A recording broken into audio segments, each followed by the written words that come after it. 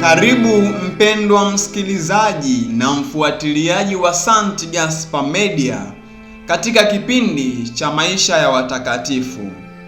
Leo tarehe 19 Januari tunasikiliza na kutafakari juu ya maisha ya Mtakatifu Margareta Bourgeois, mwanzilishi wa shirika. Margareta Bourgeois alizaliwa nchini Ufaransa mnamo mwaka 1620 akiwa mtoto wa 6 kati ya watoto 12.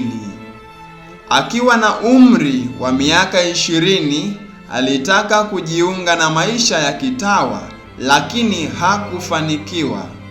Inasemekana kuwa kuna watu waliomkatisha tamaa, lakini alitulizwa na mtoto Yesu katika njozi, na baada ya ndoto yake hakuona tena mazuri ya dunia.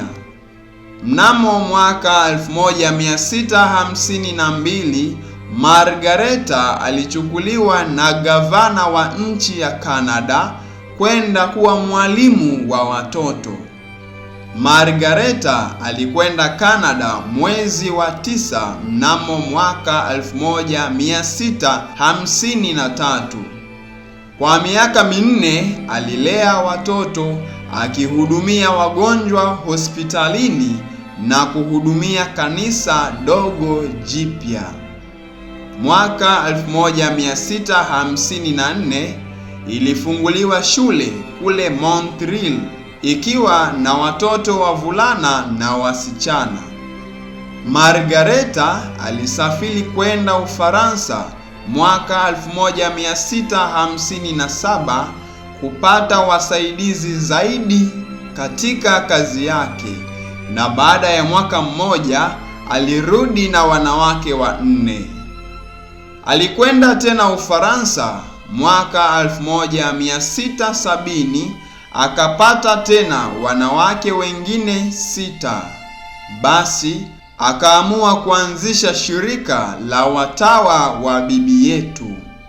Alianzisha shirika hili wakati ambapo kulikuwa na njaa kubwa na changamoto nyingi.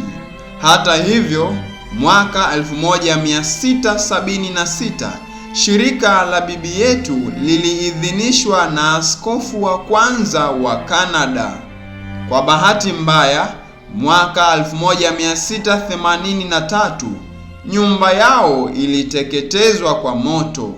Masista 2 akiwemo ndugu yake Margareta walipoteza maisha. Masista hawa walianza kufanya utume wa ndani wa sala na tafakari katika nyumba yao ya kitawa. Hata ilichukua muda maaskofu wa Kanada kujua wanafanya utume gani. Baada ya muda mrefu, Margareta aliweza kuwatuma masista wafanye utume wa kufundisha katekesi maparokiani. Mwaka 1689 masista 24 waliweka nadhiri zao. Baada ya miaka michache, shirika likawa na nyumba za kitawa zipatazo 200. Margareta alifariki dunia mnamo tarehe 12 Januari mwaka 1700 akiwa na umri wa miaka 79.